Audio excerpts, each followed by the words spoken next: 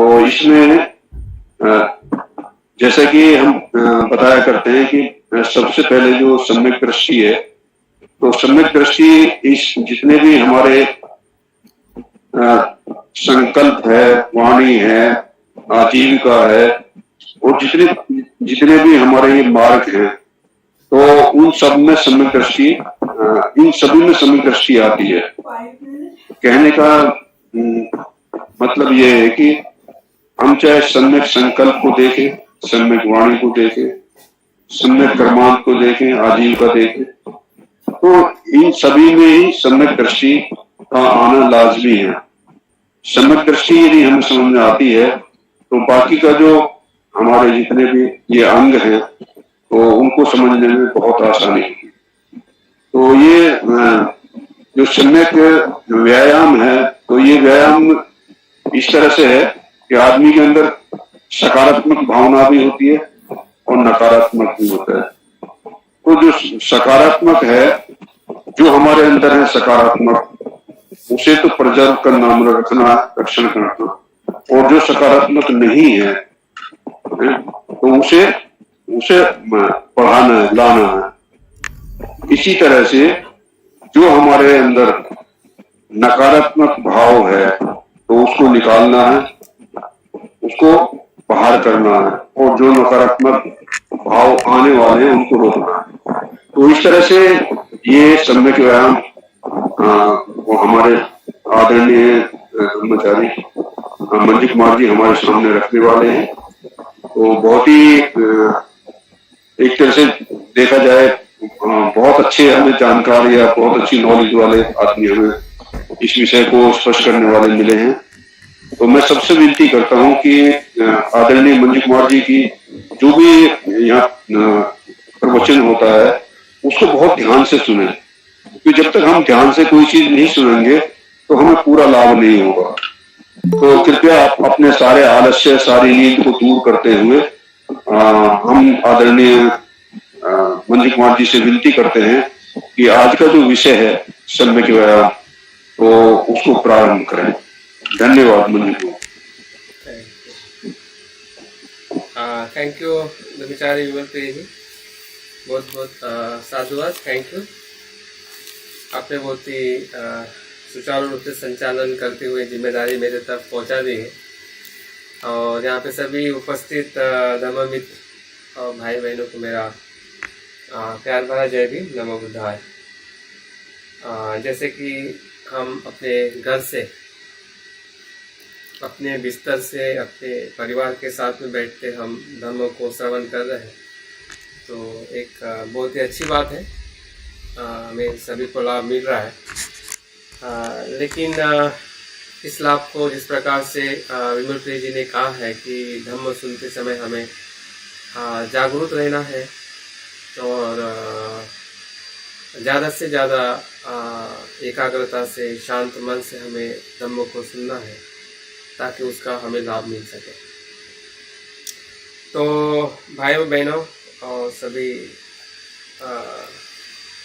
बुद्ध के हम अनुयायी हैं, बुद्ध के हम पुत्र हैं, जिनके धम्म से हम उत्पन्न हुए हैं। तो हमारा जन्म जो है दो प्रकार से हुआ है। हम माता पिता के पुत्र हैं शारीरिक तौर पे, और हम मानसिक तौर पे हम बुद्ध के बोधिसत्व के पुत्र हैं। तो बोधिसत्व और बुद्ध के पुत्र होने के नाते हमारी जो जिम्मेदारियां है, हमारा कर्तव्य है, हमारा प्रयत्न जो है बहुत ही महत्वपूर्ण है। देखते हैं कि हम अष्टांगिक मार्ग का अभ्यास पिछले 2 महीने से हम अलग अलग जो अष्टांगिक मार्ग के अंग है, जो बुद्ध की पहली शिक्षा है, बुद्ध वचन का पहला उपदेश है, जिस उपदेश में हम 4 आर्य सत्य और 4 आर्य सत्य के अंतर्गत जो चौथा आर्य सत्य है, जो बुद्ध ने हमें इंगित किया है कि आपके दुख को अगर कोई मुक्त कर सकता है तो यही अष्टांगिक मार्ग है, यही मध्यम मार्ग है, यही कह सकते हैं कि यही दुख मुक्ति का मार्ग है। जो भी हमारा दुख है, जो भी हमारा भय है, चिंता है, या समस्या है हमारे जीवन में, फिर वो व्यक्तिगत समस्या हो, पारिवारिक हो, मानसिक हो, आर्थिक हो या सामाजिक और राजकीय। तो बाबा साहब ने हमें दिखा दिया है कि बुद्ध का मार्ग सामाजिक, आर्थिक और राजकीय दुखों के लिए भी वो किस प्रकार से महत्वपूर्ण है। लेकिन वो तभी महत्वपूर्ण होता है जब व्यक्ति उस मार्ग पे चलता है। बाबा साहब चले और उसी प्रकार से वो आंदोलन को या उनके लिखान को, उनकी जिम्मेदारी को निभाते गए और उसी जिम्मेदारी के माध्यम से आज हमें जिसे हम आज़ाद भारत में लोकतांत्रिक भारत कहते हैं, लोकशाही का भारत कहते हैं, ये बाबा साहब की देन इसे ही मध्यम मार्ग और अष्टांगिक मार्ग से उत्पन्न हुई है। तो अष्टांगिक मार्ग, मध्यम मार्ग और बुद्ध की शिक्षा या बाबा साहब की धम्म क्रांति और हमारा जीवन जहाँ पे हम अभी जी रहे हैं, एक मनुष्य होने के नाते या एक बौद्ध या भारत का एक नागरिक होने के नाते, तो ये हमारी बहुत महत्वपूर्ण जिम्मेदारी है कि बुद्ध की शिक्षा को हमने बहुत गहराई में देखना चाहिए प्रज्ञा की आँखों से। और इसलिए अष्टांगिक मार्ग की जो शुरुआत होती है प्रज्ञा से होती है, जिसे हम सम्यक दृष्टि कहते हैं। और सम्यक दृष्टि का जैसे जैसे विकास होता है, या अगर हम अपने जीवन में देख पा रहे हैं कि जब से हम बौद्ध बने हैं या जब से हम अच्छा सुख को, सच्चे सुख को हम ढूंढने का प्रयास कर रहे हैं, तब से लेके अभी तक आपके पास जो कुछ भी विकास हो रहा है वो सम्यक दृष्टि का विकास हो रहा है, जिसे दूसरी भाषा में प्रज्ञा कहते हैं। बाबा साहब एक जगह पे बुद्ध और धम्मा में कहते हैं कि अगर हमारे पास में कितना भी धन हो, अगर वो खो जाए, कोई चोर चुरा ले, तब भी वो धन को हम फिर से प्राप्त कर सकते हैं। लेकिन जो विद्या का धन है या प्रज्ञा का धन है, अगर वो खो जाए तो फिर से उसे प्राप्त करना बड़ा कठिन। तो हमारा धन और हमारा जो सही संपत्ति है एक मनुष्य के जीवन पे, जीवन के नाते जो हमारे पास में है वो आपकी प्रज्ञा है, वो आपकी विद्या है। तो इसी विद्या प्रज्ञा के साथ जब हम अष्टांगिक मार्ग को हम अपने भीतर देख रहे हैं, बुद्ध ने तो कह दिया कि अष्टांगिक मार्ग है, लेकिन उस मार्ग पे चलते चलते हमें भी दिखाई दे रहा है, हम भी ढूंढने का प्रयास कर रहे हैं कि मेरे जीवन में दुख है तो क्यों है, किस कारण से मैं किस प्रकार से मैं अपने अस्तित्व को देखूं, और मेरा अस्तित्व क्या है, क्या वो नित्य है या अनित्य है, सुखदायक है कि दुखदायक है, क्या वो किसी कारण से उत्पन्न होता है या ऐसे ही होता है। तो इस प्रकार से जैसे जैसे हम प्रश्न पूछे हैं, जैसे जैसे हम अपने आप की खोज किए हैं, वैसे वैसे हमारी सम्यक दृष्टि का विस्तार होते होते हमारे संकल्प में बदलाव हुआ है। जो हमने संकल्प लिया है उसी संकल्प से हम कहीं न कहीं आचरण करने का प्रयास कर रहे हैं। हम मैत्री का संकल्प लिए हैं, हमने दान का संकल्प लिए हैं, हमने करुणा का संकल्प लिए हैं, हमने श्रद्धा का संकल्प लिए है, और उस संकल्प को हम देख रहे हैं कि हमारी सम्यक दृष्टि के आधार पर उसको धीरे धीरे विकसित कर रहे हैं या कुछ मात्रा में हम कर चुके हैं। साथ में हमने ये भी देखा कि जब संकल्प होता है तो हमारी वाणी भी उसी सम्यक दर्शन के साथ में उसका और विस्तार होता है। सम्यक दृष्टि एक प्रकार का बीज है या एक प्रकार का प्रकाश है, और धीरे धीरे वो प्रकाश आपकी भावना में परिवर्तित होता है। वही प्रकाश, वही सत्य का जो दर्शन है आपके वाणी में प्रकाशित होता है, वही सत्य का दर्शन आपके कर्म में प्रकाशित होता है, और वही सम्यक दृष्टि का दर्शन जो है वो हमारे आजीविका में परिवर्तित होता है। और वही सम्यक दृष्टि आज हम सम्यक व्यायाम में प्रकाशित होते हुए देख रहे हैं, उसका विस्तार हो रहा है। विस्तार होने का अर्थ है वो विकसित हो रहा है। जो एक बीज था, एक प्रकाश था, प्रकाश का किरण था, अभी वो प्रकाश का पुंज बन रहा है। उस प्रकाश के किरण के माध्यम से हम सत्य को ढूंढने की तरफ और प्रयास कर रहे हैं और देखते जाइए कि जैसे जैसे हम प्रकाश में आ रहे हैं उस किरण को पकड़ते हुए, उस किरण के सहारे से, हाँ, तो हम एक नई दुनिया में आ रहे हैं। हमारा द्वेष बदल रहा है, हम मैत्री से रह रहे हैं, हमारी जो आसक्ति है हमारी दान भावना में बदल रही है। तो ये बदलाव जब भी आपने अपने भीतर देखा है और अनुभव किया है, तो समझ जाइए कि वही आर्यष्टांगिक मार्ग के कुछ अंगों का हमारे जीवन में विकास होते हुए हम देख पा रहे हैं। आज हम छठे अंग में आ चुके हैं और छठे अंग के बाद सातवां और आठवां अंग हमें एक ऊंचाई की तरफ आर्यष्टांगिक मार्ग हमें लेके जाने वाला है। बनते संरक्षित आर्यष्टांगिक मार्ग को एक पहाड़ की तरह या पहाड़ के शिखर पे चलने वाला एक मार्ग बताते हैं।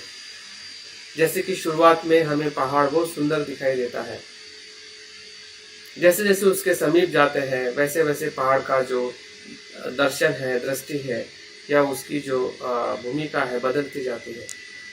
और वैसे वैसे जैसे जैसे हम ऊपर चलते हैं वैसे वैसे परिश्रम करते करते जब हम उस पहाड़ पे, उस शिखर पे पहुंचते हैं, हाँ, तो उस शिखर से पहुंचने के बाद जब हम नीचे देखते हैं पूरे सृष्टि को या पूरे सुंदरता को, तो हम बहुत सुखी और आनंदित हो जाते हैं।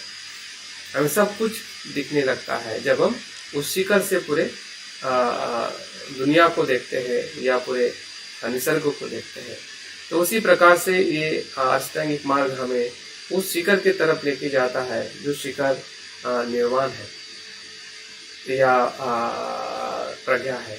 तो उस संपूर्ण प्रज्ञा की तरफ जाने का सबसे बड़ा पड़ाव जो है वो यही है जिसे हम सम्यक व्यायाम कहते हैं। इस प्रकार से विमल प्रिय जी ने शुरुआत में ही कहा कि ये व्यायाम जो है ये शारीरिक व्यायाम न होकर ये मानसिक व्यायाम है, क्योंकि व्यायाम इस शब्द से हम काफी परिचित हैं। इस अंग को हम थोड़ा अलग अलग पहलुओं से देखने वाले हैं, उसका अर्थ क्या है, और बनते जी ने बहुत सारे इसमें मुद्दे बताए हैं जिसके प्रति हम और ज़्यादा इस विषय के प्रति हम गंभीर हो सके। बनते ने बहुत ही सूक्ष्म और गहराई में सम्यक व्यायाम को, या जिसे हम सम्यक परफेक्ट एफर्ट कहते हैं या दूसरी भाषा में हम प्रयत्न कहते हैं। तो व्यायाम का दूसरा अर्थ प्रयत्न है, प्रयास है, वीर्य है, उत्साह है, ये सभी समानार्थी शब्द है। और सम्यक व्यायाम जिस प्रकार से अष्टांगिक मार्ग में हमें इस छठे अंग में आते हुए दिखाई देता है, तो वैसे ही जब हम जो 5 धम्मेंद्रिय है उसमें भी हमें सम्यक व्यायाम का शब्द जो है वीर्य इस शब्द से आते हुए दिखाई देता है। वीर्य इंद्रिय, वीर्य बल।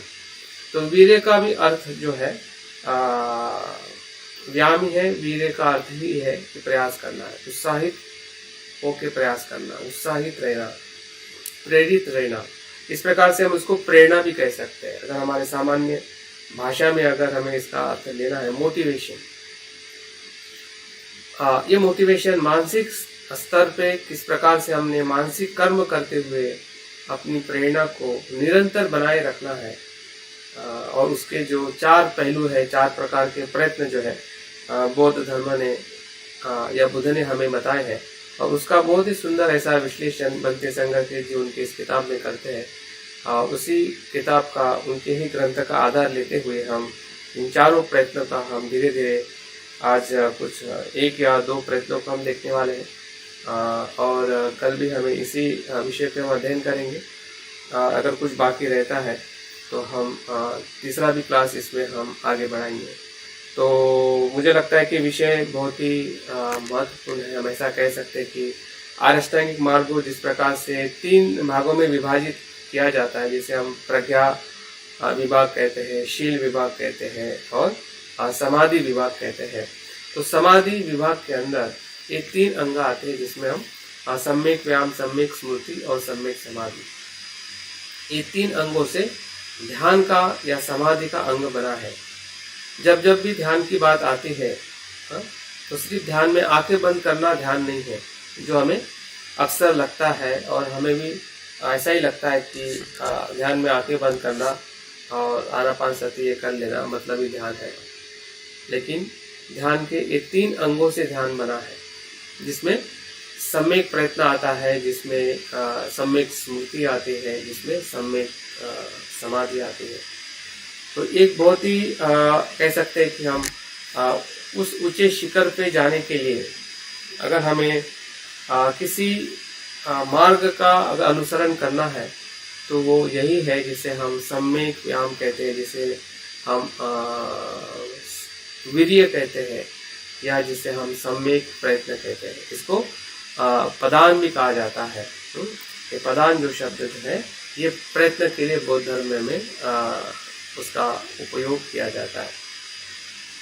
तो ऐसे अनेक अर्थों से और सामान्य अर्थ से भी हम समझ पा रहे हैं कि जो व्यायाम या सम्यक व्यायाम जिसे हम परिपूर्ण प्रयत्न कहते हैं, परिपूर्ण भंते जी का एक बहुत ही संपूर्ण ऐसा भाषांतर है जिसे हम सम्यक, इस शब्द का उन्होंने बहुत ही सखोल ऐसा अर्थ हमें दिया हुआ है जिसे हम समग्रता से कह सकते हैं। क्या सम्मा का अर्थ है संपूर्ण, कि ऐसा नहीं कि एक हिस्से को देखना और दूसरा हिस्सा छोड़ देना।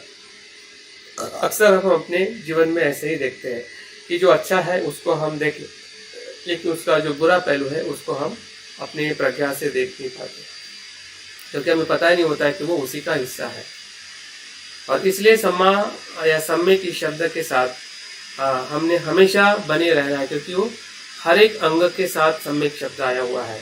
सम्यक दृष्टि से लेके सम्यक समाधि तक सिर्फ बुद्ध दृष्टि की बात नहीं करते, बल्कि वो सम्यक दृष्टि की बात करते हैं। तो दृष्टि की बात बाकी लोग भी कर सकते हैं, लेकिन जब सम्यक दृष्टि की बात आती है तो बुद्ध ही ऐसे संसार में व्यक्ति है या बुद्ध की शिक्षा ही ऐसी बात करती है, किसी का भी डर न रखते हुए, किसी भी मर्यादा का अनुसरण न करते हुए, किसी भी धारणा को न मानते हुए पूरी तरह से सत्य को जैसा है वैसे वो संपूर्ण तरीके से बताती है। किसी भी प्रकार का उसमें अवडंबर नहीं होता है, किसी प्रकार का भी उसमें अवधारणा नहीं होती है, किसी भी प्रकार की उसमें संकल्पना नहीं होती है। वो पूरी जिसे हम ट्रुथ कहते हैं, सच्चाई कहते हैं, प्रकाश की तरह। आग है तो आग, पानी है तो पानी, ना पानी को आग कह सकते हैं ना आग को पानी, ना पानी को पानी देवता कह सकते हैं ना सूर्य को सूर्य देवता। सूर्य सूर्य है, पानी पानी। तो जैसे है वैसे संसार को देखना या उसके पूरे गहराई के नियमों के साथ या उसके प्रक्रिया के साथ में देखना, यही सम्यक या संपूर्ण देखने का अर्थ है। तो हमने हर एक अष्टांगिक मार्ग के शब्दों का एक एक जो सच्चा उसका उद्देश्य, अर्थ और संकेत, हमें अर्थ भी समझना जरूरी है कि उसका अर्थ क्या है, उसका उद्देश्य भी हमें समझ में आना चाहिए कि किस उद्देश्य को लेके शब्द का इस्तेमाल बुद्ध ने किया हुआ है, और उसका संकेत। संकेत का अर्थ है कि कुछ तो भी आपको आगे जाने के लिए वो बता रहा है, वहां पर रुकने के लिए नहीं। हम रुक जाते हैं, हम जान के रुक जाते हैं। हम इसलिए रुकते हैं क्योंकि हमें इसका आगे का जो संकेत है वो समझ में नहीं आ रहा है कि बुद्ध ऐसा क्यों कहते हैं, क्या किधर जाने के लिए कह रहे हैं। अगर बुद्ध कह रहे हैं कि दुख है तो बुद्ध कह रहे हैं कि निर्वाण की तरफ जाओ क्योंकि संसार दुख है। अगर हम सिर्फ उसके अर्थ को देखें और उसको ही हम मान ले तो हम उस दुख में, निराशा में पड़ जाते हैं और हमें लगता है कि दुख से कैसे बाहर आया जाए। अगर बुद्ध ने दुख संसार की बात की है तो बुद्ध ने वहां से हमें निर्देश दिया है कि यही दुख है कि आपको निर्वाण की तरफ ले जाने के लिए मदद करेगा, जो परम सुख है।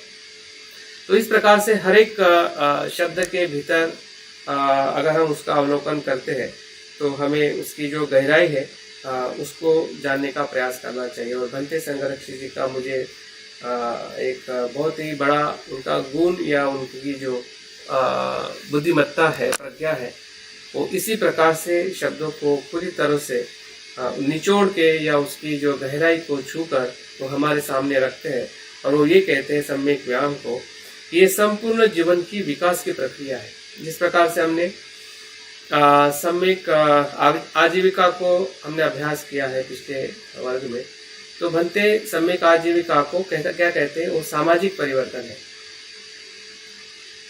उसी प्रकार से जब वो सम्यक व्यायाम की बात करते हैं और उन्होंने जो अंतिम उनका इसी अंग में जो उनका आखिरी जो मुद्दा है उस पर भी हम चर्चा करने वाले हैं कि किस प्रकार से विकास की प्रक्रिया को लेके जो निम्न उत्क्रांति और उच्च उत्क्रांति की जो बात वो करते हैं इस अंग में, मुझे लगता है कि ये बहुत ही महत्वपूर्ण मुद्दा है कि जो किसी भी अन्य भिक्षु ने या अन्य किसी भी विद्वानों ने इस अंगों को इस प्रकार से विश्लेषण करते हुए हमें दिखाई नहीं देता है कि जो भंते संरक्षक जी ने एक नई सोच जो है इस अंग के माध्यम से, विशेषता जो हम सभी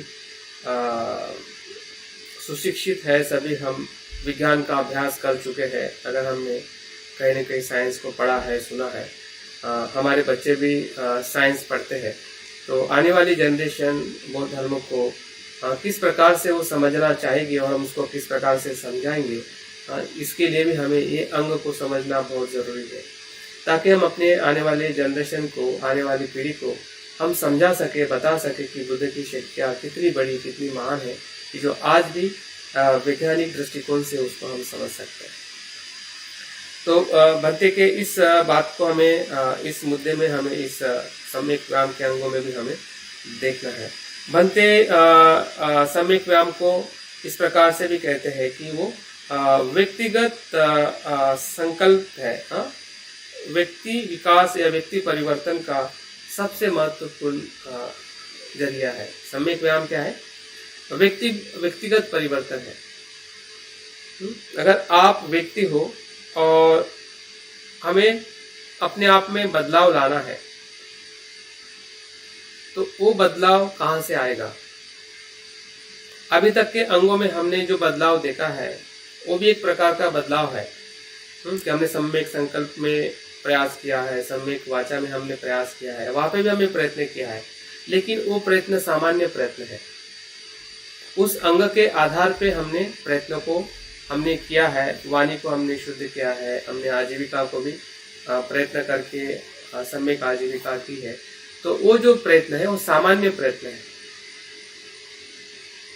लेकिन बुद्ध ने इस अंग को और अलग प्रयत्न के तत्व से क्यों रखा, ये सबसे बड़ा प्रश्न भी हमने रखना चाहिए कि क्या प्रयत्न इसी सम्यक व्यायाम के अंदर ही प्रयत्न है, बाकी जगह पे हम प्रयत्न कर रहे हो प्रयत्न नहीं है। जरूरत क्यों पड़ी होगी कि यहाँ पे फिर से प्रयत्न को लेके या व्यायाम को लेके बुद्ध ने हमें एक नया जो अंग देके हमें और ज़्यादा उसका जो महत्व है, हमारे मन की अवस्थाओं को शुद्ध करने का हमें फिर से एक नया नजरिया दिया है।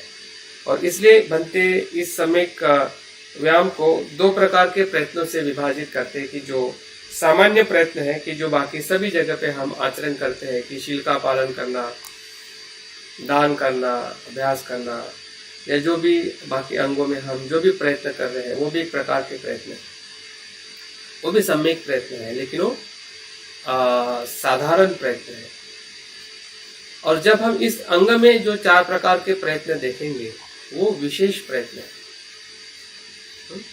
सामान्य प्रयत्न करना भी हमारे लिए जरूरी है, जो हम कर चुके हैं, कर रहे हैं, करते आ रहे हैं, लेकिन साथ साथ में एक विशेष प्रकार का प्रयत्न, अगर आप देखिए कि सामान्य अभ्यास और विशेष अभ्यास, अगर कोई बच्चा आपका अगर सामान्य अभ्यास करेगा तो सामान्य कैटेगरी में पास होगा या सामान्य गुणवत्ता से पास होगा किसी भी अभ्यास में, उसमें भी तो अभ्यास उसको करना ही पड़ेगा। लेकिन अगर हमारा बच्चा आएगा, कोई विद्यार्थी वो सामान्य प्रयत्न करने के साथ साथ में विशेष प्रयत्न कर रहा है, ध्यान से पढ़ रहा है, अपने मन को अच्छा रख के पढ़ रहा है, चिंता को कम रख के पढ़ रहा है, चर्चा कर रहा है, समझ रहा है, तो इस प्रकार से वो अगर अभ्यास करेगा तो उसका जो अभ्यास जो है याद भी रहेगा और उसके जीवन में बहुत उपयोगी बनेगा। तो वही प्रयत्न, वही अभ्यास उसके लिए विशेष अभ्यास हो गया। तो हम भी बौद्ध होने के नाते हम शीलवान हैं, गुणवान हैं, हम सुसंस्कृत हैं और हमें लगता है कि हम बौद्ध हैं। बौद्ध बिल्कुल है, लेकिन और अच्छे बौद्ध कैसे हो सकते हैं? और अच्छे बौद्ध का होने का अर्थ है कि श्रोतापन्न जाने वाले बौद्ध, क्योंकि बुद्ध ने हमें बौद्ध होने के लिए बुद्ध का मार्ग नहीं दिया है। अष्टांगिक मार्ग सिर्फ बौद्ध होने के लिए नहीं, और बाबा साहब ने भी सिर्फ बौद्ध होने के लिए हमें बुद्ध का मार्ग नहीं दिया है। वो शुरुआत है, वो अंत नहीं है। और कभी कभी हम शुरुआत को ही अंत मान लेते हैं कि नहीं, बाबा साहब ने तो धर्म क्रांति करके हमें ये दिया है, वो तो हम करते हैं। हम 22 प्रतिज्ञा का आचरण करते हैं, हम सील का पालन करते हैं, संस्कृति से हम बौद्ध है, जय भीम बोलते हैं, नमो बुद्धाय बोलते हैं, घर में सब कुछ बौद्ध ही बौद्ध है, और हमें लगता है कि हम बौद्ध पूरी तरह से हो गए। हम बौद्ध हुए हैं, लेकिन वो सामान्य बौद्ध है, और सामान्य बौद्ध होना मतलब सामान्य मनुष्य ही होना। जो अन्य धर्म में अपने जीवन से जो लोग सुखी है, आनंदित है, शीलवान है, और आप भी शीलवान आनंदित है, दोनों में कुछ भी फर्क नहीं। वो भी सील का सुख ले रहे हैं, वो भी धन का सुख ले रहे हैं, आप भी सील का सुख ले रहे हैं, वो भी धन का सुख ले रहे हैं, कुछ भी फर्क नहीं है। वो भी दुखी है और आप भी दुखी है। तो बुद्ध का अनुयायी या बुद्ध का धर्म दुख से मुक्त होने का मार्ग बताता है, संपूर्ण मुक्त, किसी पे आधार न रखते हुए, किसी की भी गुलामी न करते हुए, किसी भी अंधश्रद्धा या ईश्वर को आधार न रखते हुए बुद्ध स्वयं के प्रयत्न से हमें बुद्ध होने का मार्ग दिखाते हैं। वही सच्चा बौद्ध होने का प्रयास ही सम्यक व्यायाम से शुरू होता है। देखिए, ये विषय, ये अंग हमारे लिए क्यों महत्व का है और क्यों हमने इस पे ज़्यादा अभ्यास करते हुए हमने सोचना चाहिए, क्योंकि सोचना हमारी प्रवृत्ति है, और सोचते सोचते उसके प्रति हमने सजग होना चाहिए, और जागृति से हमने अगर प्रयास करना चाहिए, क्योंकि जागृति का ही नाम सम्यक व्यायाम है। क्योंकि वो जागृति की जागरूक होने की उत्क्रांति है, जो बनते इस अंग में हमें बताने वाले हैं कि एक प्रक्रिया है। हमारी जो कॉन्शियसनेस है, चित्त है, मन है या विचार है, उसको वो उत्क्रांत करने वाली प्रक्रिया है, विकसित करने वाली प्रक्रिया है। और उस विकसित करने वाली प्रक्रिया को ही बौद्ध जीवन या आध्यात्मिक जीवन कहते हैं। बनते यहाँ पे एक दो बातें बहुत ही सरल और बहुत ही महत्वपूर्ण शब्द में कहते हैं कि आध्यात्मिक जीवन या बौद्ध जीवन ये कोई आरामप्रद जीवन नहीं है। इस पर भी हम चिंतन कर सकते हैं कि थोड़ा ध्यान कर लेना, थोड़ा अच्छा हो जाना, या अपने आप को प्रतिष्ठित कर देना, मतलब हम अच्छे बौद्ध हैं और यहाँ से हमारा आध्यात्मिक जीवन समाप्त हो जाता, ऐसा नहीं है।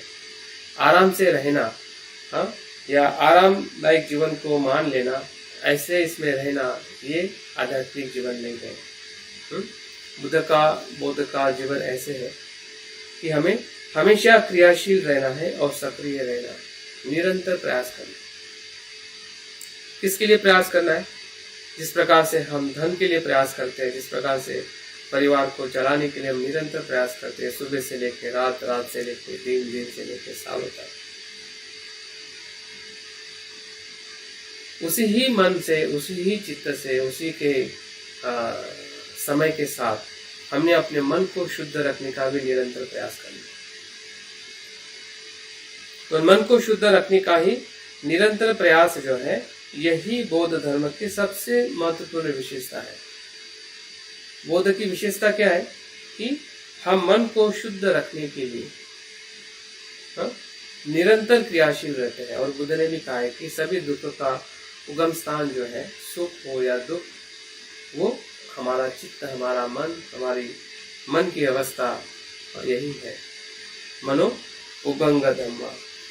तो मन से ही सब उत्पन्न होता है, मन से ही सब कुछ निर्माण होता है और उसी मन के ऊपर, मन के साथ, मन के भीतर, मन के बाहर, हर जगह पे उसको समझना, जानना, उसकी गति को पहचानना, उसको बदलने के लिए, उसको शुद्ध करने के लिए, जिस प्रकार से हम अपने घर को शुद्ध करने के लिए रोज सफाई करते हैं, शरीर को शुद्ध करने के लिए रोज हम नहाते हैं, कपड़े धोते हैं, हर तरफ हमें शुद्धता चाहिए।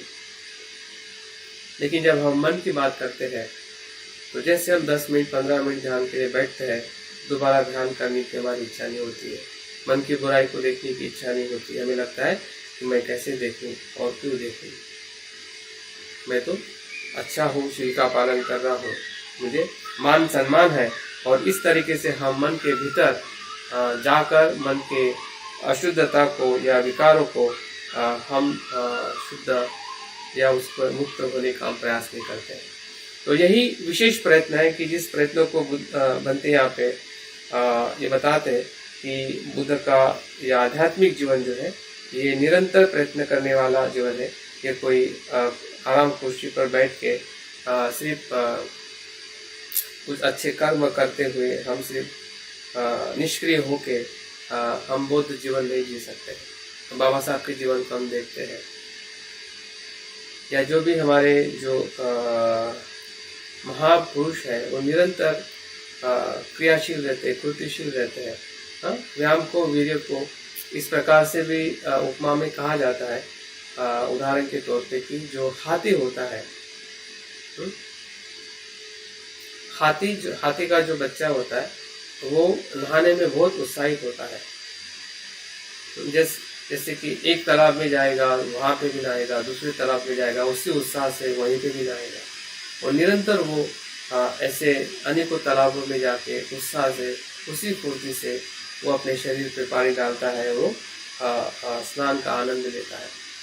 तो उसी प्रकार से हमारा एक कर्म पूरा हुआ है तो दूसरे कर्म में, दूसरा कर्म हुआ तो तीसरे कर्म में, जो भी कुशल कर्म है, कुशल चित्त है, कुशल विचार है या अकुशल विचार है, अकुशल चित्त है, उससे हमें पहचानना है, उससे हमें शुद्ध करना है। तो ये सभी प्रक्रिया या ऐसा कह सकते हैं कि एक मन का एक ऑपरेशन है, मन का सर्जन है या सर्जरी जैसा है। जैसे कि शरीर में कुछ बीमारी होती है तो उसको स्कैन करके देखा जाता है कि ये क्यों और कैसे है। अगर वहाँ से वो अगर ठीक नहीं होता है तो ऑपरेशन से उसको निकाला जाता है, बाहर फेंक दिया जाए। तो वैसे हमारे मन के भीतर भी जो अकुशलता है, बुरे भाव है, बुरे विचार है, तो उसको जब तक हम देखेंगे नहीं, और कौन देखेगा, हमको स्वयं को देखना है। और इसलिए बनते यहाँ पे हमें अगुवाई देते हैं या सचेत करते कि अगर हमें इस प्रयत्नों को करना है तो हमें औरों का जीवन पढ़ के हमें बहुत सारी प्रेरणा मिलती है। बाबा साहब का जब हम जीवन पढ़ते हैं, बुद्ध का जीवन पढ़ते हैं, मिलेरेप्पा का जीवन पढ़ते हैं, बनते संग्रह शिष्य का जीवन पढ़ते हैं, किसी भी महान पुरुषों का जब हम जीवन पढ़ते हैं तो हमें ऐसा लगता है कि ये दूसरे जो लोगों का जो है उससे हमें प्रेरणा मिलती है। लेकिन वो प्रेरणा और पढ़ना ही पर्याप्त नहीं है। अगर बाबा साहब के जीवन से हमें प्रेरणा मिलती है और पढ़ते पढ़ते हमें अच्छा लगता है तो उतना पर्याप्त नहीं है। बनते आगे कहते हैं कि हमने पढ़ना तो जरूर चाहिए, लेकिन उन लोगों के प्रयत्नों से जो उन्होंने किया अपने जीवन में, जिससे हम प्रेरित हो रहे हैं, जिसके जीवन को हम पढ़ते हैं, तो हमने अपने स्वयं के जीवन में भी प्रयत्न करने का प्रयास करना। ये सबसे बड़ी बात है। अगर आप किसी की भी महापुरुषों का, जिससे हम प्रेरित है, किसी भी महापुरुषों का अगर हमने जीवन पढ़ा है तो सिर्फ प्रेरित होना पर्याप्त नहीं है, बल्कि उस प्रेरणा के साथ हम भी उसी प्रकार से जो हमें भीतर से जो हमें समझ में आता है, मन को शुद्ध करते हुए ही हर मनुष्य श्रेष्ठ होता है। जितने भी महापुरुष अपने समय में जो उन्होंने संघर्ष किया है, सहनशीलता से, मैत्री से, करुणा से, प्रज्ञा से, तो वही उनके मन का ही धर्म है, और मन के धर्म को उन्होंने देखा जाना, और उसी प्रकार से उन्होंने मन के साथ स्वभाव के साथ प्रयत्न किया, तभी वो इतने महान कार्य कर सके, जो कि परिस्थितियां विपरीत थी, असंभव थी, असहनीय थी, पीड़ादायक थी, गुणात्मक थी, अंधकारमय थी। फिर भी ऐसे परिस्थिति में अगर एक मनुष्य जो हमारे जैसा है, हमारे जैसा था, अगर वो प्रयत्न करके अगर उस परिस्थिति में वो कार्यशील होता है और हमें प्रेरणा देता है, तो हम भी मनुष्य हैं और हमारे पास में भी बहुत सारे चैलेंजेस हैं, बहुत सारे दुख हैं जो हमें समझ में आते हैं, दिखाई देते हैं। तो वो तभी दुख जो है छोटा हो या बड़ा हो, वो उससे हम तभी मुक्त हो सकते हैं कि जब हम स्वयं उस प्रयत्न की तरफ आगे बढ़ते हैं। और प्रयत्न जब हम स्वयं करते हैं, क्योंकि वहाँ पे कोई देखने वाला नहीं है। जब आप दान करते हो तो कोई आपको देख भी लेता है कि आप दान कर रहे हैं। आप शील का पालन करते हैं तो कोई देखने वाला भी होता है कि आप झूठ नहीं बोलते हैं, या आप व्यभिचार नहीं करते हैं, आप नशा नहीं करते हैं, तो सामने कोई न कोई आपका साक्षी होता है कि आप वो नहीं कर रहे हैं। लेकिन जब मन की बात आती है, मन के विकारों की बात आती है, बनते ने यहाँ पे बहुत ही महत्वपूर्ण हमें संकेत दिया है कि अगर हम स्वयं प्रयत्न कर रहे हैं मन के भूमि पर, तो बनते ये बताते हैं कि वहाँ पे कोई देखने वाला नहीं है। तो इसलिए आपके मन में जो भी धारणाएं, भाव, विचार आते हैं, तो उस धारणाओं के प्रति हमने क्या रहना चाहिए, प्रामाणिक रहना चाहिए, जिसे हम ऑनेस्टनेस कहते हैं। ऑनेस्ट होना चाहिए, वफादार होना चाहिए, ईमानदार होना चाहिए अपने खुद के भावनाओं पे। अगर हमें द्वेष आ रहा है तो हमें ईमानदार होना चाहिए अपने स्वयं के लिए कि मुझे द्वेष आ रहा है, मुझे आसक्ति आ रही है, मुझे तृष्णा आ रही है, मुझे भय आ रहा है, चिंता आ रही है, मुझे दान की भावना आ रही है, या मुझे मैत्री की भावना आ रही है। जो कुछ भी अच्छे या बुरे विचार हमारे मन में आते हैं, तो उसको आते समय या उसका अनुभव करते समय, क्योंकि वहाँ पे कोई देखने वाला नहीं है कि आपके मन में क्या हो रहा है, आपका खुद का मन ही है, या जिसे हम दूसरी भाषा में कह सकते हैं कि आपकी जागृति, आपकी सम्यक स्मृति और सम्यक व्यायाम और सम्यक दृष्टि, ये तीन चीज हमेशा वहाँ पे विराजमान होती है। जब भी आप व्यायाम करोगे तो वहाँ पे सम्यक स्मृति होनी ही होनी है, और वहाँ पे सम्यक दृष्टि भी होनी है। ये तीन चीज कभी भी अलग नहीं रहती है, एक चीज के साथ में दो चीज उत्पन्न हो जाती है। जैसे आपके सम्यक स्मृति उत्पन्न होगी तो वहाँ पे सम्यक व्यायाम और सम्यक दृष्टि उत्पन्न हो जाएगी। सम्यक दृष्टि अगर उत्पन्न होती है तो वहाँ पे सम्यक व्यायाम और सम्यक स्मृति उत्पन्न हो जाएगी। क्योंकि तीनों का एक साथ में रहना, वही मध्यम मार्ग का या पूरे अष्टांगिक मार्ग का एक क्या कह सकते हैं कि आंतरिक परिवर्तन है। जो बाह्य परिवर्तन हमें दिखाई देता है शील से, सम्यक आजीविका से या सम्यक वाचा से, तो आंतरिक जब तक बदलाव नहीं होगा भीतर से, तब तक वाणी में भी अधिक ज़्यादा बदलाव नहीं होगा। थोड़ा बदलाव जरूर होगा कि हम थोड़ा झूठ नहीं बोलेंगे, लेकिन भीतर से झूठ बोलने की भावना हो या भीतर से ईर्ष्या हो, भीतर से द्वेष हो, हमेशा बना रहेगा।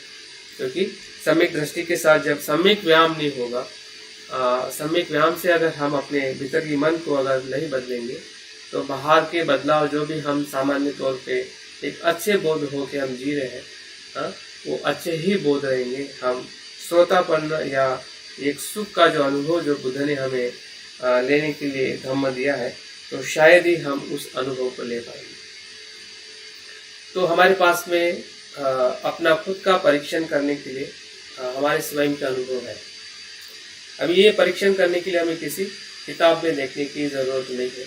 हमें अपने भीतर अपने कुछ समय का अवलोकन करते हुए हमें दिखाई देगा कि 1 साल पहले मैं कैसे था, अभी मैं कैसे हूँ, कल मैं कैसे था, आज मैं कैसे हूँ। अभी मैं कैसे हूँ। हाँ? और इस प्रकार से जैसे जैसे हम अपने मन की अवस्था को ढूंढते हैं, देखते हैं और उस पर प्रयास करते हैं, प्रयत्न करते हैं, तो उस प्रयत्न से ही हमारा सम्यक प्रयत्न जो है एक नई दिशा की तरफ हमें लेके जाता है, जहाँ पे और गहराई में अपने मन को शुद्ध करते हुए ध्यान की वो उच्च अवस्था को, जिसे हम निर्वाण या परम सुख कहते हैं, उस सुख को हम प्राप्त कर सकते हैं।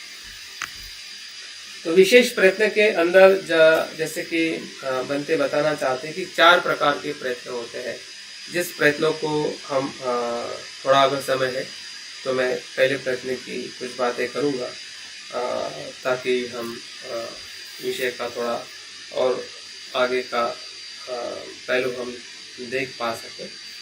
तो पहला जो प्रयास है, जो हम सम्यक प्रयत्न के अंदर हमें समझना है या जानना है, वो है रोकना, जिसे हम प्रिवेंशन कहते हैं या प्रिवेंटिंग कहते हैं, रोकना। जो आने वाले बुरे विचार है या आने वाले बुरे अकुशल मन की अवस्था है या अकुशल मन है, अकुशल विचार है, उसको रोकना ये पहला प्रयास है। चारों प्रयत्नों का हम थोड़ा और सूक्ष्मता से देखेंगे। अभी सिर्फ मैं आपको उसकी सूची बता रहा हूँ कि पहले प्रयत्न के अंदर रोकना बुरे विचारों को या बुरे या कुशल मन की अवस्थाओं को कैसे रोकना है, क्यों रोकना है, वो हम बाद में देखते हैं। दूसरा जो प्रयत्न है कि जो हमारे भीतर अकुशल है मन में, भावनाओं में, लोभ हो, द्वेष हो, ईर्ष्या हो, जो कुछ भी हमें समझ में आ रहा है, उसको नष्ट करना, जिसे हम इंग्लिश में कहते हैं इरेडिक्टिंग, डिलीट करना, नष्ट करना। याद भी रखिए और समझिए, और इसलिए यहाँ पे हमें स्मृति की जरूरत है। अगर मैं शब्द जो बता रहा हूँ, बुद्ध ने जो कहा है, अगर हम स्मरण नहीं कर सके तो आप उसको इम्प्लीमेंट भी नहीं करोगे। क्या है, रोकना है या नष्ट करना है। अगर इस शब्दों को अगर हम स्मरण नहीं रखेंगे, याद नहीं रखेंगे, तो हमें उसका आचरण करना भी बड़ा मुश्किल जाएगा। जैसे कि अगर आपके घर का एड्रेस अगर आपको याद नहीं है, तो शायद आप आपके घर तक आपको कोई पहुंचा नहीं पाएगा। इसलिए स्मृति का अर्थ है स्मरण करना, स्मृति का अर्थ है सजग रहना। तो सजगता से हमें जो 4 प्रयत्न है उसको याद करते हुए धीरे धीरे उसका हमें आचरण करना है, ताकि हमें और गहराई में हमें स्मरण रह सके। तीसरा जो प्रयत्न है वो है जो कुशल मन की अवस्था है या कुशल चित्त है, उसका विकास करना, जिसे हम डेवलपमेंट कहते हैं, कल्टीवेशन कहते हैं, विकास करना। अगर थोड़ी मैत्री है तो उसको धीरे धीरे बढ़ाना, अगर थोड़ा दान की भावना है तो उसको धीरे धीरे बढ़ाना। मतलब जो भी कुशल चीज़ें हमारे मन में है, हमारे जीवन में है, तो उसका विकास करना, तो ये तीसरा प्रयत्न है। और चौथा और बहुत महत्वपूर्ण प्रयत्न है, मुझे लगता है कि इस प्रयत्न में हम काफ़ी वीक रहते हैं, कि हम अच्छा तो करना सभी को अच्छा लगता है, सीखना भी अच्छा लगता है, हम सीख भी लेते हैं, लेकिन चौथा प्रयत्न हम पूरी तरह से ईमानदारी से नहीं करते हैं। वो है मेंटेन करना या उसको अनुरक्षित करना, उसका अनुरक्षण करना, संरक्षण करना। अगर आपने ध्यान का सराव सीखा है या कोई अभ्यास आपने किया है, तो उसकी हमेशा सुरक्षा करनी चाहिए, उसकी हिफाजत करनी चाहिए। हिफाजत करने का मतलब है उसको अपने जीवन का एक हिस्सा बनाना, निरंतरता रखना, नियमितता रखना।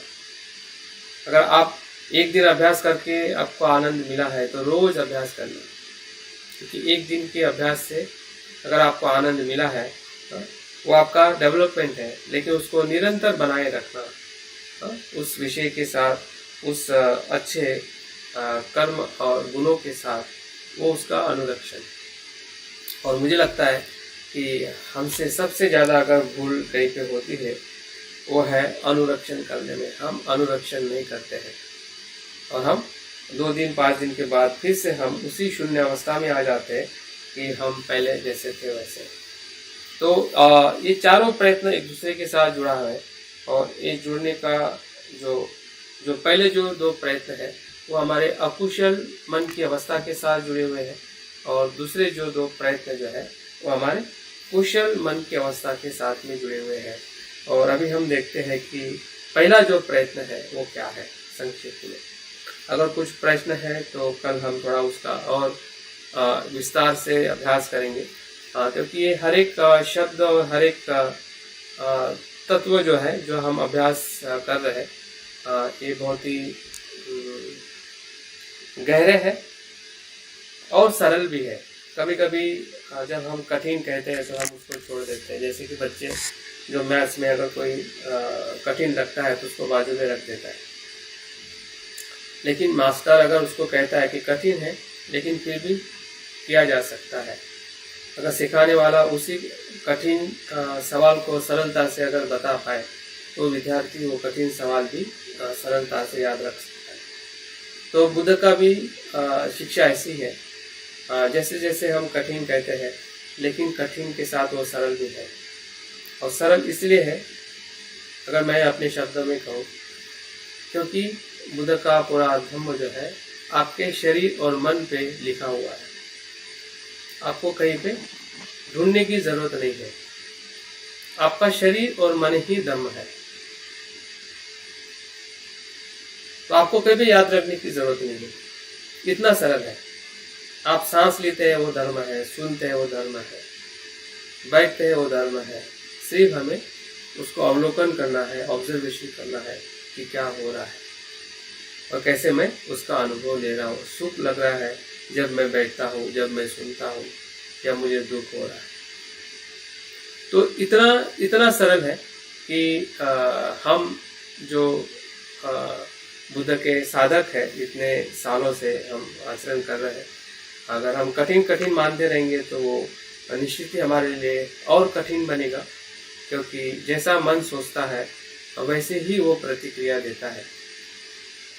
अगर हम प्रतिसाद देंगे तो आपका मन भी उसको देखने के लिए सहज बनेगा, और सहजता से ही हम बुद्ध की शिक्षा को समझ सकते हैं और उसका अनुसरण कर सकते हैं, क्योंकि वो हमारा धर्म है। बुद्ध का धर्म जो है ये क्या है, ये हमारे शरीर और मन का धर्म है। तो हमें उस धर्म से जब हम अपने चित्त को और अपने कर्म को हम देखेंगे तो निश्चित है उसकी जो अनुभूति भी हमें भले वो दुख की अनुभूति हो, फिर भी हमें प्रेरणा देके सुख की तरफ लेके जाएगी। जैसे कि पैर में कांटा लगने के बाद दुख होता है, लेकिन जैसे आप उस कांटे को निकालते हो तब भी दुख होता है, लेकिन आपको पता है कि जो जैसे जैसे मैं कांटा निकालता हूँ वैसे वैसे मुझे सुख मिलते रहता है। हाँ? जब था तब भी दुख था, जब निकाल रहे थे तब भी दुख था, लेकिन जो निकालने वाला दुख है वो आपको क्या एक सुख की प्रेरणा देता है, राहत देता है कि अभी मैं पूरी तरह से इस कांटे से मुक्त हो जाऊंगा। तो बुद्ध का भी धर्म ऐसे ही है, हाँ? क्योंकि वो दुख से ही हम पैदा हुए हैं, दुख में ही जी रहे हैं, तो इसलिए तो कठिन तो लगेगा। हाँ? क्योंकि जिस आसक्ति में हम पले हैं, जिस आसक्ति में हम पैदा हुए हैं, उसी आसक्ति को बुद्ध छोड़ना चाहते हैं। कैसे छोड़ेंगे? लेकिन छोड़ना इसलिए भी आसान है क्योंकि उसको पकड़ा ही नहीं जा सकता है। पकड़ के देखिए आप किसको पकड़ सकते हैं। अभी जब पकड़ ही नहीं सकते तो फिर आसक्त हम कैसे रह सकते हैं। तो इस प्रकार से जब हम अपने मन को या अपने बुद्ध की शिक्षा को देखेंगे तो बुद्ध की जो बात जो बताना चाहते हैं वो बात हमें समझ में आएगी, और हमें तुरंत अपने मन को शुद्ध करने की जो प्रक्रिया जो है हमें समझ में आएगी, और हम अपने प्रयत्न को एक विशेष प्रयत्न की तरफ हम अपने आप को लेके जा सकते हैं। तो विशेष प्रयत्न के अंदर जैसे कि बनते हमें बता रहे हैं, और बुद्ध ने भी हमें उसी 4 प्रकार के प्रयत्नों को हमें देखने के लिए कहा है। उसमें पहला जो प्रयत्न है रोकना, किसको रखना, कैसे रखना, रोकना। और दो मुद्दे को लेके मैं अपनी आज की जो बात जो है यहाँ पे समाप्त करूँगा, ताकि हम बाकी की जो 3 प्रयत्न जो है उसमें से कुछ 2 प्रयत्न या समय मिलता है तो तीनों प्रयत्नों को मैं अगले कल के प्रवचन में मैं उसको कंटिन्यू करूंगा। तो रोकना मतलब क्या? अकुशल मन की अवस्था को रोकना। तो सबसे पहले हमें ये प्रश्न पूछना चाहिए, जानना चाहिए कि अकुशलता क्या है या अकुशल मन क्या है। तो सीधे और सरल भाषा में है, अकुशल वो है कि जो लोभ युक्त है, द्वेष युक्त है और मोह युक्त है, जो हमें लालची बनाता है, फंसाता है, गुमराह करता है, चिंता देता है, भय देता है। जो भी लोभ द्वेष मोह से जो मानसिक अवस्था हमारे मन में, हमारे विचारों में आती है, वो सभी अकुशल है। और अकुशल का और एक स्वभाव है कि वो शुरुआत में हमें भले सुख दे, लेकिन अंतिमता वो दुख और दुख ही देती है। उदाहरण के तौर पे अगर हम भोजन का उदाहरण लें तो स्वाद हमें सुख देता है, लेकिन कुछ मात्रा तक सुख देगा। जैसी उसकी मात्रा समाप्त हो जाती है, अगर आप भोजन लेते रहोगे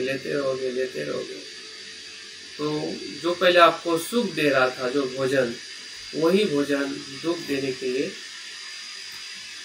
तैयार हो जाता है। उसी प्रकार से लोभ हो, द्वेष हो, द्वेष करते समय भी हमें थोड़ा सुकून मिलता है कि नहीं, उसने मुझे डांटा, मैं भी डांट दूं, उसने मुझे मारा, मैं भी मार लूं, ताकि मैं शांत हो जाऊं, मैं सुखी हो जाऊंगा। लेकिन आपने वैसा कर लिया और थोड़ा सुख भी मिल गया, तो फिर से आपको भय आता है कि अगर मैंने मारा तो वो भी मुझे मारेगा, मैंने तो मार दिया, मैंने तो बोल दिया, लेकिन वो तो मुझसे बड़ा है, कुछ भी कर सकता है। फिर वो चिंता में परिवर्तित हो जाए। तो आपको सुख तो मिला, लेकिन दूसरे या तीसरे क्षण में ही वो दुख में परिवर्तित हुआ।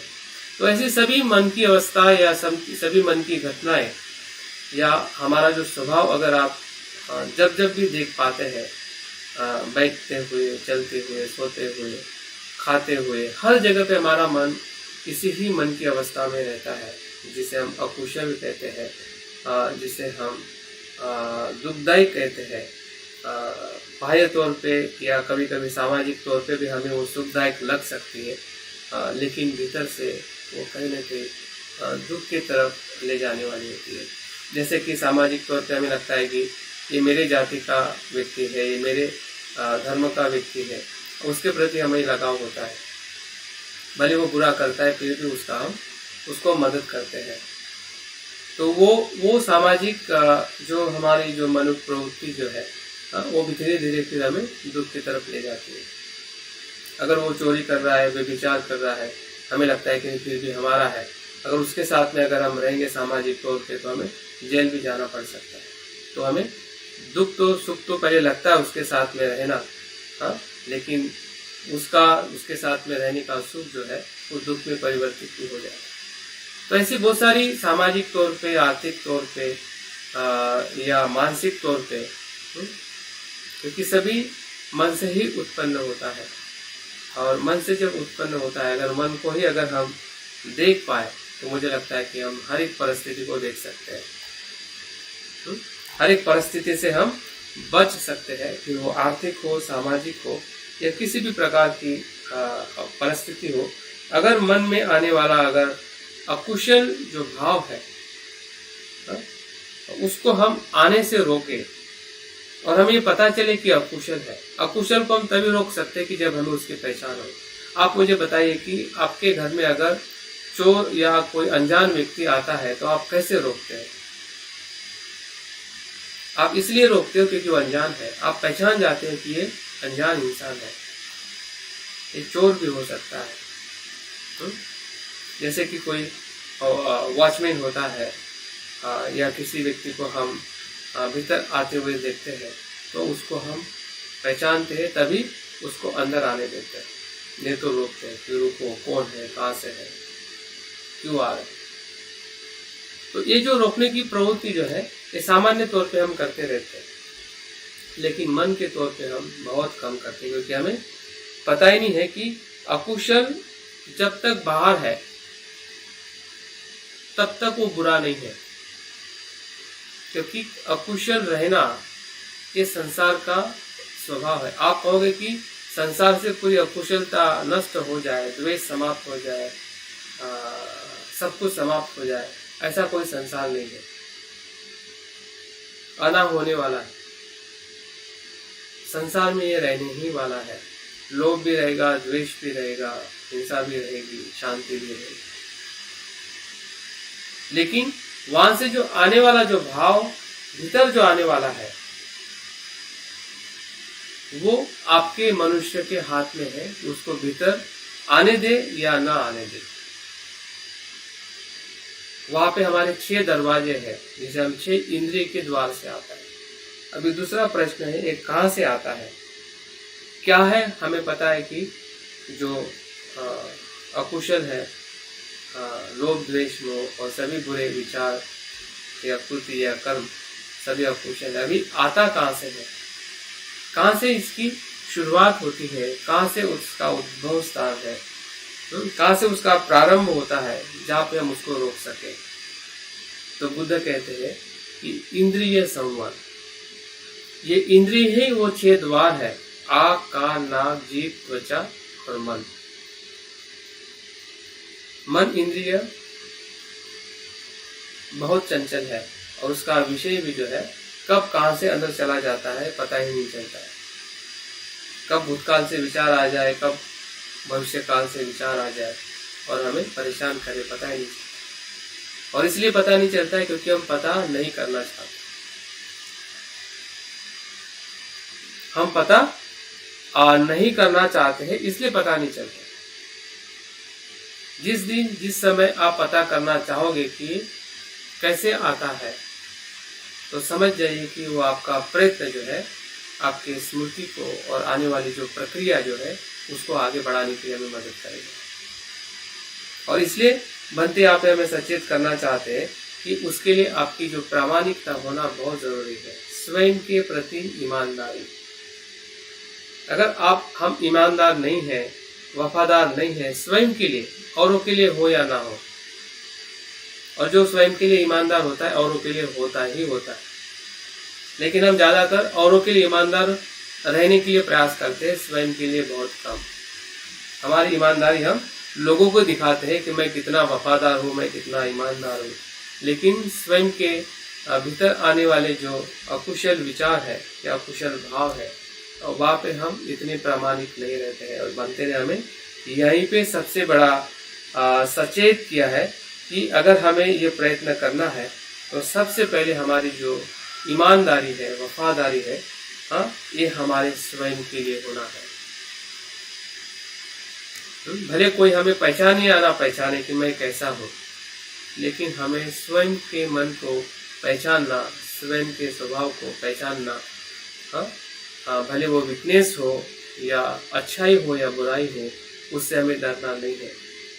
और जब तक हम स्वयं के पहचानने के लिए प्रामाणिक नहीं रहते, तब तक जो मन का जो प्रवास है या विशेष प्रकार का जो प्रवास है, जिसके अंदर जो अकुशल मन की अवस्थाओं को रोकना है, कि जो हमारे 6 इंद्रिय के माध्यम से जो 6 विषय है निरंतर वो आते रहते हैं, क्योंकि वो संसार का स्वभाव है।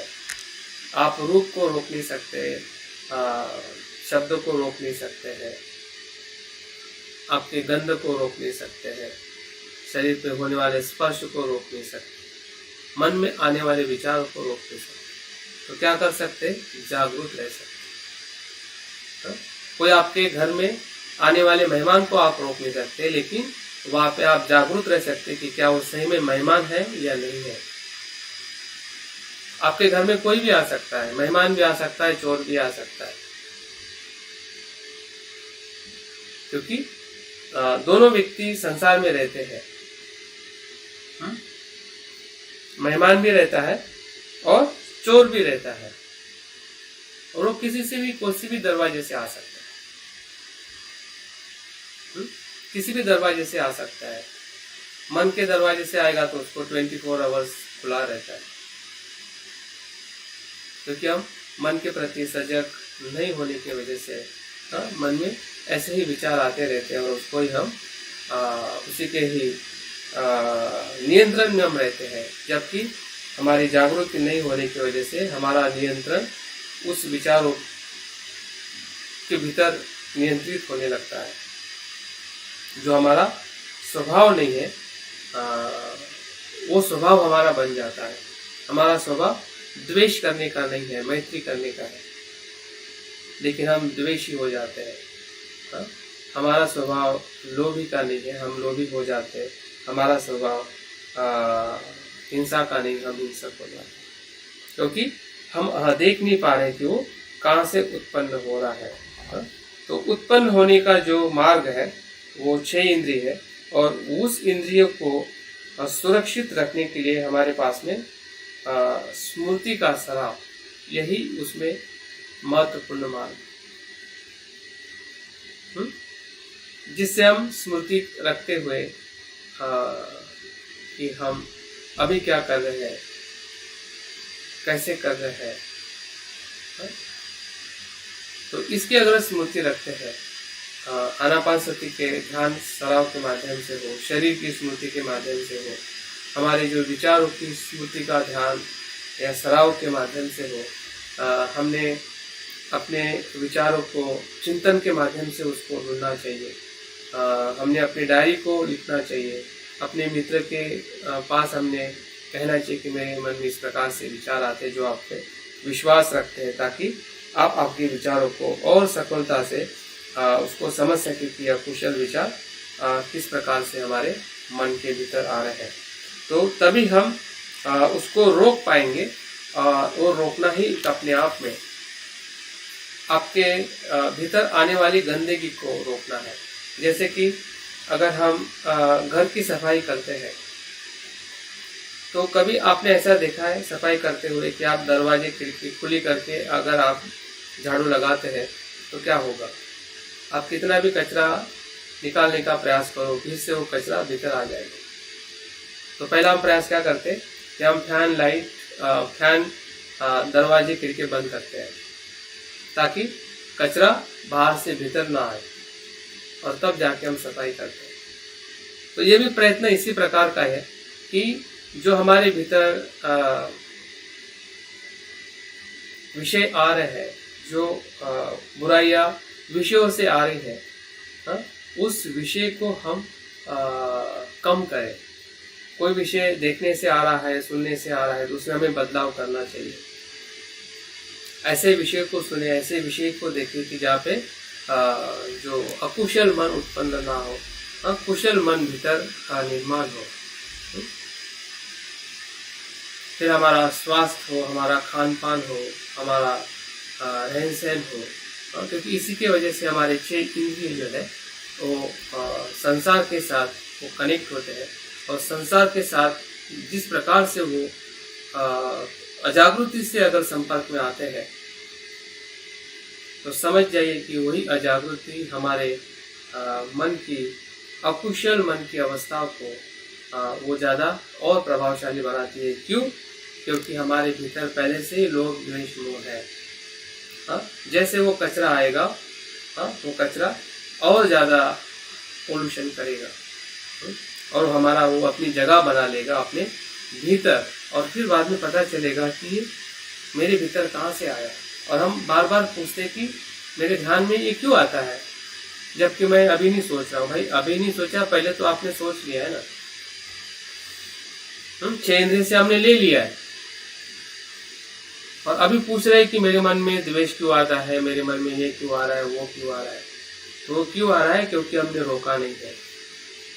और नहीं रोकने की वजह से ही जब हम दूसरा प्रयास देखेंगे नष्ट करने का, तो यही 5 न्यूरन है वो हमारे जीवन में अपना घर बना चुके हैं, और अभी भी बना रहे हैं। अगर हम रोकने की प्रक्रिया को अच्छी तरह से नहीं करते हैं, तो 5 न्यूरन जो है वो और मजबूत होते हैं। उस 5 न्यूरन को अगर ढीला करना है, नष्ट करना है, जो हम अगले कल के प्रयास में देखेंगे, वो तभी संभव है कि उसको जो बाहर से आने वाला जो फूड है, विषय है, उसको शुद्ध स्वरूप में दे, उसकी जो ज़रूरत है, देखने की ज़रूरत है देखिए, सुनने की ज़रूरत है सुनिए। उससे अधिक प्रमाण में या गलत विषय अगर आप उसको भीतर देते रहेंगे तो निश्चित ही है कि आपके भीतर जो काम चंद है, आपके भीतर के जो न्यूरन है वो और स्ट्रांग बनते हैं और हम अपनी ध्यान की अवस्था में आगे नहीं बढ़ पाते हैं। लेकिन अगर हमने प्रिवेंशन किया, रोकने का अगर हम सराव किए तो हमारा जो धम्म विचय जो है कुशल अकुशल को जानेगा कि जब मैं ज़्यादा खाता हूँ, ज़्यादा सुनता हूँ, ज़्यादा कुछ करता हूँ या इस विषय को जब मैं देखता हूँ, सुनता हूँ तो मेरे मन के भीतर इस प्रकार का विचार या इस प्रकार की मन की अवस्था आती है, तो क्यों न मैं उसको रोकूं। और आजकल जो कोरोना की वजह से जो हम न्यूज़ देखते हैं और आज जब आप न्यूज़ नहीं देखते हैं तब आपकी मन की अवस्था देखिए। किसी के साथ अगर आप ऐसे ही बड़बड़ करते रहते हैं, भाई की या ऐसी बातें करते रहते हैं, तब आपका मन देखिए। जब आप ऐसी बातें नहीं करते हैं तब आपका मन देखिए। आपके खाने में अगर आप जागरूक नहीं है, कुछ भी खा रहे हैं, कैसे भी खा रहे हैं, तब आपका शरीर और मन देखिए। और जब आप जागरूकता से खाएंगे तब आपका मन और शरीर देखिए, तो आपको बदलाव दिखाई देगा। जब हम रोकते नहीं, जब हम जागरूक नहीं रहते, तब हमारा शरीर और मन कैसे मनोअवस्था में जाता है और वही मन की अवस्था हमारे भीतर के मन को और ज़्यादा अशुद्ध करती है, जिससे हम और ज़्यादा परेशान होते हैं। हमें पता ही नहीं चलता है कि हम दुखी क्यों हो रहे हैं, जबकि दुख हमने ही बुलाया है जो इंद्रियों से आया है। और इसलिए सबसे बड़ा प्रयत्न जो है बुद्ध और गंते भी यहाँ पे हमें यही बताते हैं कि इंद्रिय संवाद, इंद्रिय की जागृति ही है। धीरे धीरे देखते देखते ही हमें समझ में आएगा, क्योंकि जब ठोकर लगती है तो हम जागरूक हो जाते हैं और हमें याद रहता है कि ठोकर से मुझे परेशानी हुई थी, तो क्यों ना मैं सजगता से चलूं ताकि मुझे ठोकर ना लगे। तो संवत होना, जागरूक होना ये कोई बहुत बड़ी बात नहीं है। आपके अनुभव से ही आप उसको देखोगे तो अनुभव ही आपको बताएगा कि नहीं, इसको मुझे रोकना ही मेरे लिए सुख कारक है, मेरे मन को और मेरे जीवन को, ताकि मैं और आध्यात्मिक जीवन में परम सुख का, शांति का लाभ ले सकूं। तो यही अष्टांगिक मार्ग का उद्देश्य है, हमें परम सुख की तरफ, सत्यता की तरफ, प्रज्ञा की तरफ बढ़ना है। तो इस प्रयत्न को मुझे लगता है कि यहाँ पे मैं पहले प्रयत्न को समाप्त करते हुए आज का मैं अपना धम्म प्रवचन यहाँ पे समाप्त करता हूँ। अगर कुछ प्रश्न है या कुछ आपका अनुभव है तो ज़रूर बताइए, ताकि हम कल के अध्ययन में हम दूसरे प्रकार के प्रयत्न के बारे में चर्चा करेंगे। बहुत बहुत साधुवाद। जय हिंद, नमः। धन्यवाद। बहुत ही विस्तृत रूप से